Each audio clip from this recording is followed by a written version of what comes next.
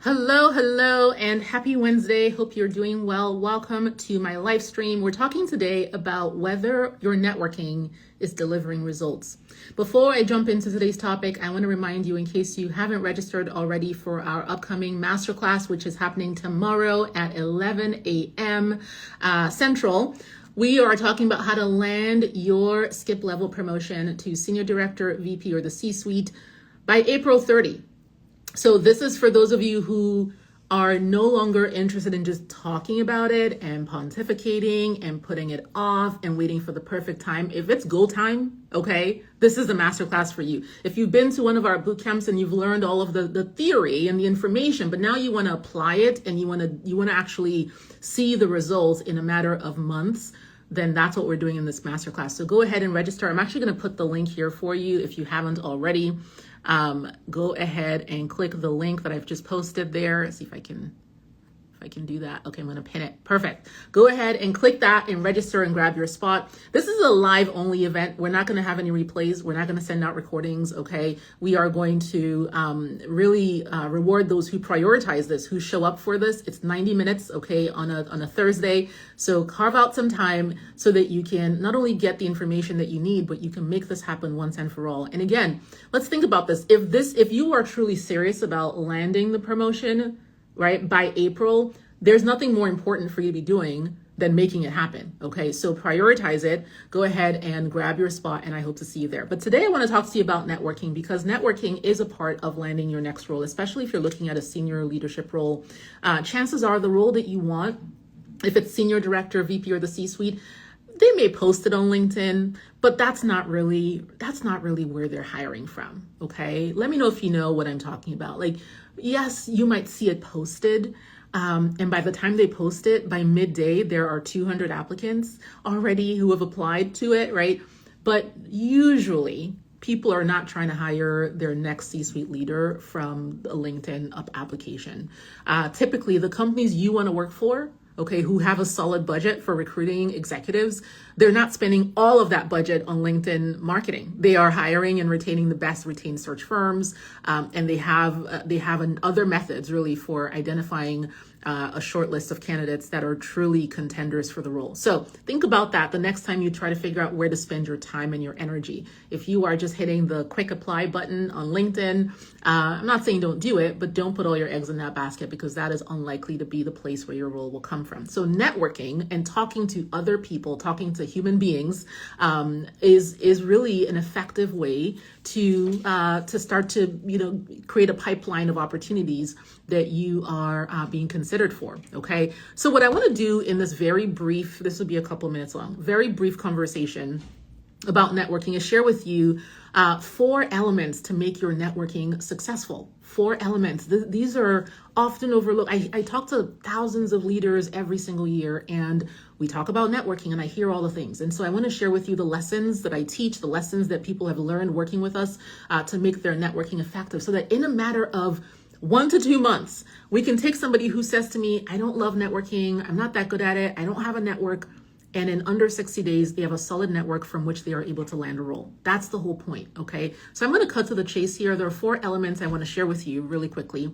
Number 1 is, who are you networking with? Who?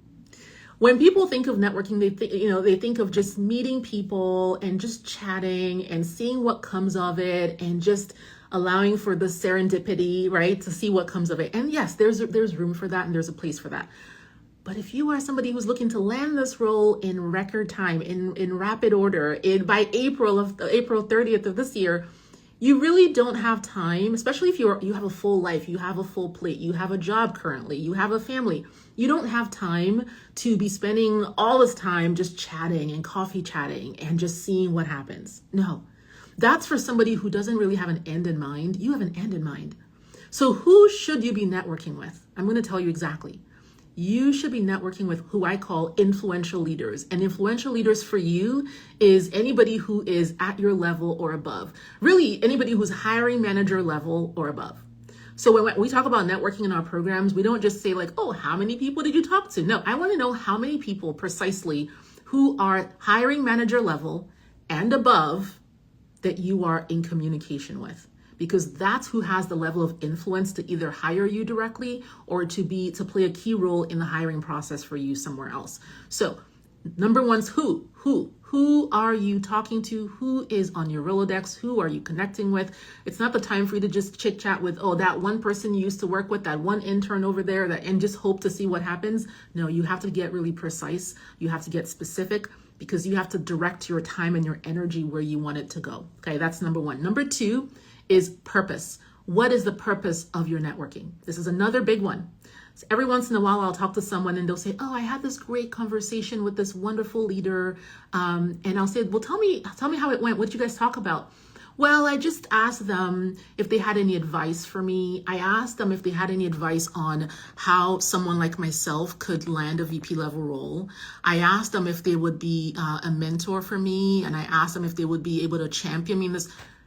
That's not really what you want. That's not what you want. And I think there's something about, we've internalized this thing that we can't ask for what we want. So if what you want is a role as VP, going to somebody who's an SVP or C-suite leader to say, what advice do you have for me? Or how did you get into the role? Can you share with me how you get? That's great and it's valuable, but it's not the purpose of the conversation. And you might it actually may not be as harmless as you think, because what you're doing in effect is positioning yourself as the mentee, right? And that's not quite the same thing as positioning yourself as the solution to someone's problem. So these are completely different. You have to be clear on the purpose of the conversation and ensure that you are acting accordingly, you are speaking accordingly, and you're driving the conversation where you want it to go. And of course, there's ways to do it very tactfully so that it still comes across as collaborative versus very opportunistic. But ultimately, you have an end goal in mind. You want to land this role by April. You don't have time to just be chatting about, talk to me about your experience at this company and talk to me about what it's like being a C-suite leader. That's a completely different conversation, a completely different purpose, okay? Number 3 element is frequency. Frequency. A lot of times people will say to me, I don't love networking. So they'll sort of grit their teeth and bear it and just do it because they think that's what they have to do. But what that leads to is a lack of frequency, a lack of consistency. And networking is a bit of a math equation. You cannot send a message to somebody one time and then they don't respond to you and then that's it. You cannot have the conversation one time and think, well, nothing came out of that and so that's it. You have to be in the business of people. You have to become a person who networks, who connects with people. That's who you have to become. The role will come after you become that person, not before. So frequency it's so important, because without it, you'll have these sort of start stops. You'll have these, sporadic hit or misses, but you won't have any consistency. If you are not seeing interview requests come through your desk at least 2 or 3 a month, you don't have consistency, you're not going to land the job by April. So this is so important. Again, I'm not talking to you if you don't have an urgency around landing this role. If you think, well, I'm just going to wait till whenever it happens. I'm really speaking to those of you who are clear that this has to happen before the end of the first quarter, right? That's the whole point. All right, last but not least, number 4 is follow up. Okay, follow up. When you have a networking conversation with someone, the fortune is in the follow-up. You have to be able to find organic, meaningful, tangible ways to follow up with this person so that lead or that connection doesn't go cold. Oftentimes what happens, people say to me, there's this person I used to work with 10 years ago, 15 years ago, but I haven't said anything to them. And now I feel kind of weird reaching out to them to ask about XYZ. Well, once you eventually, warm up that connection, don't let it go cold again, right? Get clear on who it is you want to stay in your orbit, who it is that you want to be connected to, and put time on your calendar. Create a project around this, create a system around this. If this were a project for work, you would have a system. You wouldn't default to just chance, whenever you feel like it. You would put a system in place to follow up with people. And you ought to do the same thing with your networking, especially if it doesn't come naturally to you, especially if you don't particularly enjoy it. I myself, I am introverted.